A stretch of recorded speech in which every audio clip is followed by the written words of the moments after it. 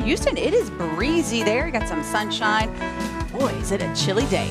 So finding balance in your life is tough enough, but factor in the holiday season and things can get a whole lot more complicated. Heck yeah. So that's why we have marriage and family therapist Viviana Coles. She's also known as the Texas Love Doc, and she's here with more. Hi, Viviana. Hello, I should happy call you holidays. Dr. Coles. Happy holidays to you. Happy holidays. Okay, let's start with travel, because that's a big thing. You're just maneuvering, whether you're doing a road trip or going through the airport, super added stress. I know that both of us are going through it this holiday week. Well, and you can plan as much as you can ahead of time. You can plan, but then with the holidays comes weather, people getting sick, things get canceled. Unhappy things get moved kids. around, unhappy kids. You know, people are all hopped up and tired. So I think one of the best things that you can do is try to plan for the correct time to travel with your family. If you have young kids, you want to factor in a nap time. If you are a night owl and you want to be working through the night on the airplane, plan for that. So try to use your time wisely when you're traveling. If you're traveling via car, make sure you're checking the roads, make sure you're checking up on all that to make sure that whenever you are out there, that you're obviously being safe, but have a good time too. Plan for some games, plan for some fun family discussions, and also some nap time in the car. But what if your work schedule or the price of an airline ticket or departure time of a bus or whatever mode of transportation you take, what if you are just stuck to the schedule of, the cheapest flight and you have to take the early morning flight because that's what was on sale? So if that's the case, make sure that you've got games and activities on hand, you've got chargers, you've got backup batteries, because you want to make sure that if you are stuck, let's say, stopped somewhere, that you're not going to drive each other crazy and start off the holiday to a bad start. If you are kind of stuck with making sure that you're getting there in the cheapest way possible and it's not the most convenient, know that, have a good attitude, try to, have a little personal mantra. We'll make it. We'll get there. We'll get there. Is that the key, having a mantra? Because I know a lot of us, when we're out and about... Positive attitude changes everyone's everything. experience. And remember, if you're traveling as a family, what one person experiences, it can really bring everybody down. Oh, yeah. Somebody needs to take turns. Usually the adults need to take turns being that uplifting person who's being positive and jolly. I always feel for the parents that are on the plane and they're trying so hard. Their child screaming at the top of their lungs and they're trying so hard to calm the child down. Well, and everybody else needs to be patient too. Understanding that, yes, these kids do not travel all the time like they do, and just trying to be conscious of that and be caring and kind. Now, the stress doesn't go away, though, once the plane lands, because for many of us who go to family events, maybe we're around extended family, that can also be stressful. Like, for instance, what if you have a horrible uncle who seems to just be overbearing and you can't stand him, but you have to be around him during the holidays? How do you approach a situation like that? Think about it as being in doses, getting these people in doses. Take a walk. Offer to spend some time with someone who you haven't seen in a while. Make sure you get that FaceTime in with that uncle just to show that you care and to let everybody kind of Or the father-in-law, that's going to our executive producer.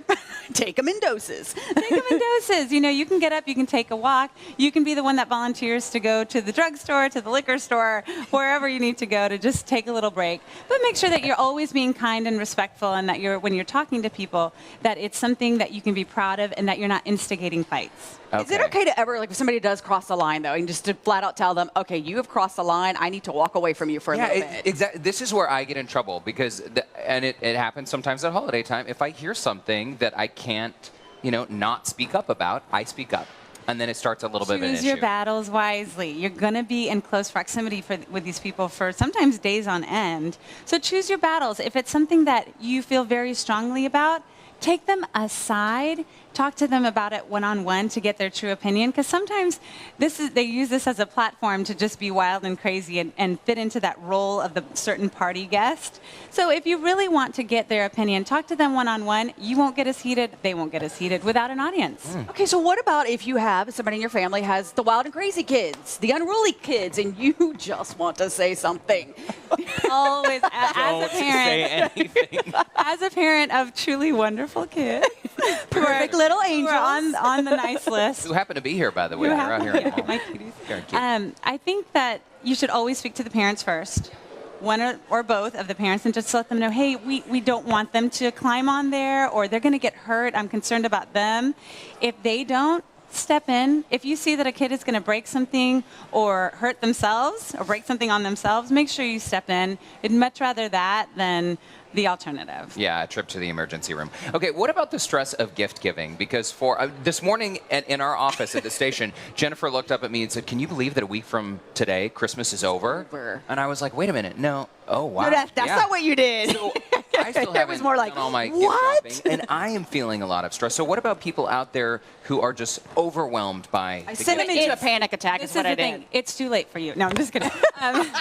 You should kind of start at the beginning of next year, to get your plan, get your list, and start shopping bargains throughout the year. That's ideal. But for those of us, Dr. He Cole's hasn't next year is started. no good. I need stuff for this year. so for right now, pick one of your favorite stores that you know is open late or open early before you come into work or after, and just knock out that list. Don't worry too much about budget at this point because that's the consequence. That's their penalty. Ooh, that express shipping. yeah. Gift cards to Olive Garden for everyone. No, I'm kidding. I'm totally Wonderful. kidding. But like in my situation, my mom and I are dealing with the loss of my brother, and it's our first holiday. What's advice for somebody that's in the same situation that I'm in, that you've lost someone and you're going to have to face it? Acknowledge the loss as often as you need. Create a little tradition, something to commemorate that person's spirit and the place that they had in their life, and make sure that She knows I'm about to lose it, so. and make sure that you don't try to forget. This isn't the time to forget. This is the time to relish Remember in it. that thought. And remember, maybe create a little ornament or a little tradition. Say a little prayer if that's what you're into. Sing their favorite Christmas carol. But acknowledge that feeling. It is a big stress for a lot of folks. A lot of folks. Yeah. And today was his birthday, by the way. What about people who are alone during the holidays, Dr. Coles? Because that's also really stressful. Well, there's a difference between being alone and being lonely. If you're feeling lonely, there are lots of places in Houston we're so fortunate that are taking people in, taking singletons in to spend some time over dinner. Lots of different restaurants. You're welcome to look online, and you can see that lots of different restaurants are hosting singles and hosting people who are on their own for the holidays.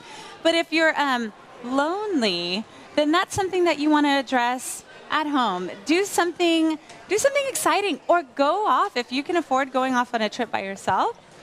Go for it. See the country. Use that holiday time. Oh, It's okay to be alone great too advice. if you want to be alone, right? Absolutely. Read a book for once. We're going to have you sit Nice. there for just a moment and don't go anywhere, folks, because Dr. Coles is going to stick around and we will continue the conversation. She'll explain how to help lessen stress at the office after the break.